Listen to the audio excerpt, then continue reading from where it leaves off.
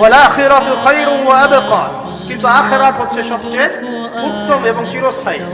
প্রিয় ভাই এবং বোনেরা যারা আমার জন্য শুনছেন, আজকে আমাদের প্রথম সবক হওয়া উচিত দুনিয়ার নেশায় আমরা না পড়ি। আল্লাহ পাক আমাদেরকে তৌফিক দান। এর মানে এই না আমরা দুনিয়ার প্রোগ্রেসে যাব না, অবশ্যই যাব, আমরা অবশ্যই যাব।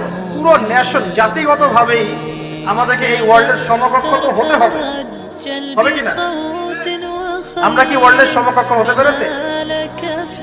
আপনাদের কি মনে হয় মিলস, ইন্ডাস্ট্রিজ, ফ্যাক্টরিজ, সেতু, ফ্লাইওভার এইগুলো করলেই মনে হয় যে ওয়ার্ল্ডের সমকক্ষ হওয়া যায়?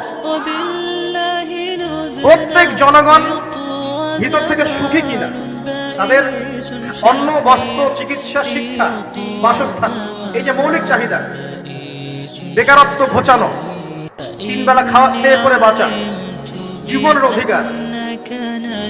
অধিকার, সিকিউরিটি, এই জিনিসগুলো আমাদের নিশ্চিত হচ্ছে কিনা